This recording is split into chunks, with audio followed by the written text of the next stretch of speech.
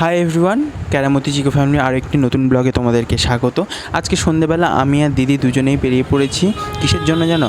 ইলিশ মাছ কিনতে। বাবা বলেছে ইলিশ মাছ কিনে আনতে, তাই সন্ধ্যেবেলা দুজনে ভাই বোন মিলে বেরিয়ে পড়েছি ইলিশ মাছ কিনতে। এবার দিদি এখানে দাম দর করে নিচ্ছে, তোমরা শোনো।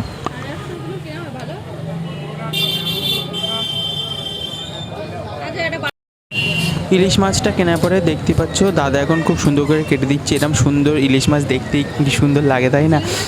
বাড়ি গিয়ে মনে হচ্ছে কখন খাবো, কিন্তু আজকে খাবো না, তারপরের দিন দুপুরবেলা আমরা খাবো। ওই জন্যই নিয়ে যাচ্ছি, এটা কালকে খাবো আমরা। ওই জন্যই আজকে সন্ধ্যাবেলা চলে এসেছি। দিনের বেলা যেহেতু আসার টাইম হয় না, দিদিও ব্যস্ত থাকে, দিদিও বাড়িতে অনেক কাজকর্ম থাকে, আমিও বাড়ি থাকি না অনেক সময়। ওই জন্য দিদির আমি সন্ধ্যাবেলা বেরিয়ে পড়েছি আজকে বাজার করার জন্য। এরপর ইলিশ মাছ কেনার পরে চিংড়ি মাছ কিনে নিচ্ছি। চিংড়ি মাছটাও কিনে নেবো, চিংড়ি মাছের কোনো একটা রেসিপি হবে। এই যে চলে এসেছি ইলিশ মাছ। আজকে দুপুরবেলা ইলিশ মাছের ঝাল আর ইলিশ মাছ ভাজা হবে। সকালবেলা দিদি রান্না করতে বসে পড়েছে, কারণ দিদির হাতের ইলিশ মাছের ঝালটা জাস্ট ওয়াও লাগে। ঠিক আছে, আর কারোর হাতের ঝাল আমার তেমন ভালো লাগে না, দিদির হাতে ইলিশ মাছের ঝালটা জাস্ট অসাম লাগে। আর ইলিশ মাছের ঝালটা দিদি এত সহজ পদ্ধতিতে করে, তা তোমাদেরকে কি বলবো। আজকে সেই রেসিপিটাও কিন্তু তোমাদেরকে দেখিয়ে দেবো। আর আজকে ভিডিওটা আমরা সন্ধ্যাবেলা কিন্তু আবার বসে সেন্ড করতেও গেছিলাম সোনার দোকানে। সোনার বিভিন্ন ডিজাইন তোমাদেরকে আজকে দেখাবো। ঠিক আছে, তোমরা যারা সোনা কিনবে ভাবছো তাদের জন্য এই ভিডিওটা কিন্তু অনেকটা স্পেশাল। ঠিক আছে, তো আজকে আমরা যাবো বসে সেন করতে। তোমাদের ওখানকার বিভিন্ন ধরনের গয়নার ডিজাইন, গয়নার দাম সব কিছু আজকে দেখাবো। দেখতে পাচ্ছ এই যে এখানে আমি সর্ষেটা নিয়ে নিয়েছি। সর্ষেটাকে এখন আমাকে বাটতে হবে, মিক্সতেই বেটে নেবো। এখন তো বাটাবাটির হয়তো শিলনোড়ে ঝামেলা নেই। লঙ্কাও নিয়ে নিয়েছি। এই যে দেখতে পাচ্ছি এদিকে মাছ ভাজাও হয়ে গেছে। মাছ ভাজাটা হয়ে গেলে এগুলো সব কমপ্লিট, সর্ষে বাটাও কমপ্লিট। একটু পরে আমরা খেতে বসে যাবো। কিছুই না, এই মাছের ঝালটা করার জন্য তেলে প্রথমে কালো জিরে ফোড়ন দিতে হবে আর কাঁচা লঙ্কা।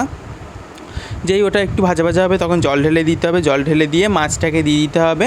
যখন ঝোলটা একটু ফুট আসবে তখন সর্ষে বাটাটা দিয়ে কিছুক্ষণ এই যে মাছগুলোকে একটু উল্টে পাল্টে নিয়ে খানিকক্ষণ ফুটতে দিতে হবে। দেখতে পাচ্ছ দিদি ভালো করে নেড়ে চেড়ে নিচ্ছে। এবারে মাছের ঝোলটা যে ফুটতে আরম্ভ করবে, এতে একটু পরিমাণ মতো নুন, অল্প একটু হলুদ গুঁড়ো দিলেই কিন্তু মাছের ঝাল কিন্তু একদম তৈরি। একদম সহজ পদ্ধতিতে মাছের ঝাল। যারা ভাবো ইলিশ মাছের ঝাল করা খুব কঠিন, কিছুই না, তোমাদের সাথে এই রেসিপিটা শেয়ার করে নিলাম। তোমরা অবশ্যই খেয়ে আমাকে কমেন্ট করে বলতে পারো কেমন লাগে এই মাছের ঝালটা। একদম সহজ পদ্ধতিতে, কিছুই না। এটা কিন্তু একটা বাচ্চাও করতে পারবে, বাচ্চা মানে একটু বড়, সেও কিন্তু করতে পারবে। আমিও করতে পারি, তবে দিদির হাতের ঝালটা জাস্ট আমার অসাম লাগে। ওই জন্য এদিকে মাছের ঝালটা আর এই যে সকালবেলার খাবার মাছ ভাজা, ইলিশ মাছ ভাজা, ইলিশ মাছের তেল। এরপর খেয়ে দিয়ে দুপুরবেলা চলে এসেছি বসে সেন করতে। তোমাদের যেটা আমি বলছিলাম বসে সেন করতে, আমি দিদি আজকে আসবো। তো বিভিন্ন ধরনের গয়নার কালেকশানও তোমাদেরকে দেখাবো, বিভিন্ন ধরনের চোকার। আমরা মেনলি এখানে একটা হার কিনতে গেছিলাম। ঠিক আছে, তো দেখতে হচ্ছে আমাদের এই হারটা খুব পছন্দ হয়েছিল। এই হারটা লাস্ট অব্দি আমরা নিয়েছি। তবে বিভিন্ন ধরনের যে সেনকোর যে ডিজাইন, সেটাও তোমাদের সাথে আজকে আমি এতে শেয়ার করে নিচ্ছি। আর আমাদের ওখানে যেহেতু গিয়েছিলাম, গেলেই সঙ্গে সঙ্গে ওখানে আমাদেরকে চা অফার করেছিল। তাছাড়া আমাদেরকে কফি, তারপরে কোল্ড ড্রিঙ্কস অফার করেছিল, কিন্তু আমরা চাটাই নিয়েছিলাম। দেখতে পাচ্ছি দিদি এখানে পরে দেখছে যে কোন হারটা বেশি সুন্দর। তো আমার তো মনে হয় সেকেন্ড হারটাই বেশি সুন্দর। তো আমরা লাস্ট অব্দি কিন্তু সেকেন্ড হারটাই নিয়েছিলাম। দেখতে পাচ্ছ পরলে কত সুন্দর লাগছে দেখতে দিদিকে, মানে গলা একটা বেশ ভর্তি লাগে, কত সুন্দর লাগছে দেখতে। তো এরপর চলে এসেছি মিয়ামোড়ে প্রচুর এখানে খাবার দাবার। তো আমরা বসিরহাটে আসলেই এখানে মিয়ামোড়ে চলে আসি খাবারের উদ্দেশ্যে। এবার এখান থেকে বিভিন্ন ধরনের পেস্ট্রি, এছাড়া বিভিন্ন ধরনের স্ন্যাক্স এটা সেটা খাই। তো কী খাবো ভেবে উঠতে পারছি না, এত রকম আইটেম দেখে মাথা তো দুজনেরই ঘুরছে। কী খাবো ভেবে উঠতে পারছি না। লাস্ট অবধি দেখা যাক এখন কী নিই। এই যে দুটোই চিকেনের দুটো খাবার নিয়েছি, নামটা ঠিক মনে নেই, তোমাদেরকে দেখিয়ে দিচ্ছি খাবারটা।